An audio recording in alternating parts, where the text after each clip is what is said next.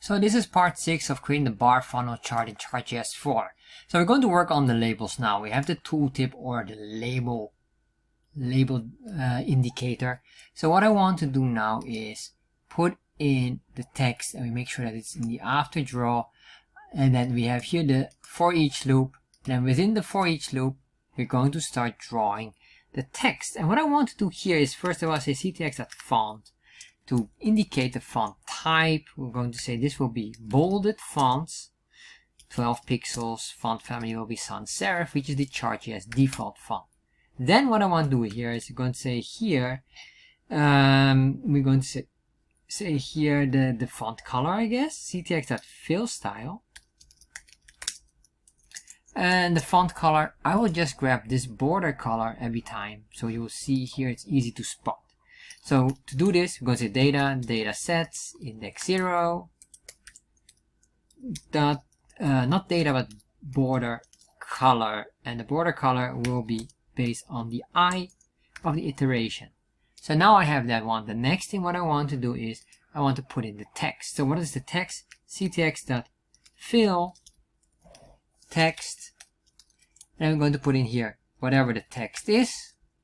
So let's say here I can put a 10 value, a string value, or a number value, but I will make this later soft coded. Let's say here x and y variables. So for the x value, I need to be basically in the center here. We can probably get a little bit of our information already here. This plus bar thickness. And then what I will do is I will estimate maybe plus 10 pixels. We can see here. And then for the y, I'll just do the same thing here.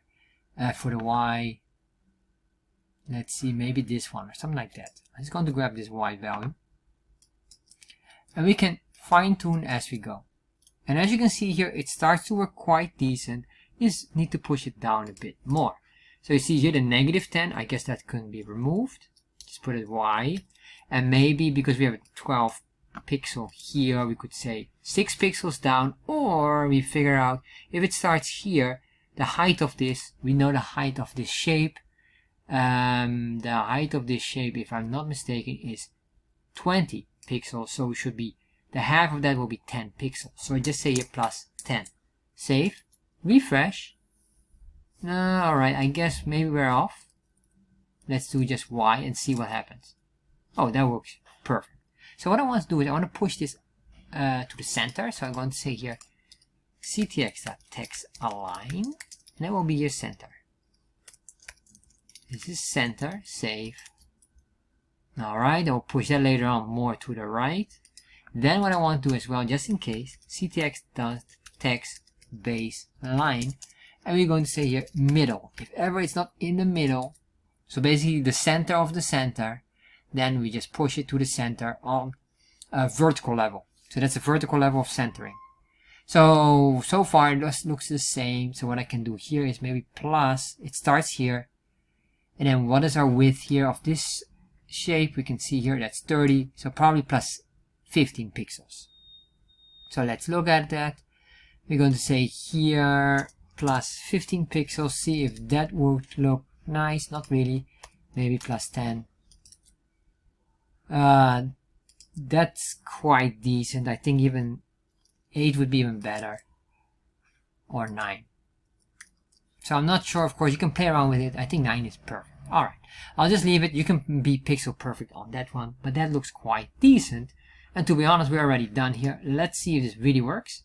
Let's comment out this part, save, refresh. There we are. That looks absolutely phenomenal. So now, oh, of course, before we even end it up, make sure we have the value. So I want to insert the relative value, which is data.data sets, index 0 dot data, and then here the index of I for the iteration. Doing this, we will get the value being shown here. This could be maybe a percentage or something. You can play around with that, whatever you want.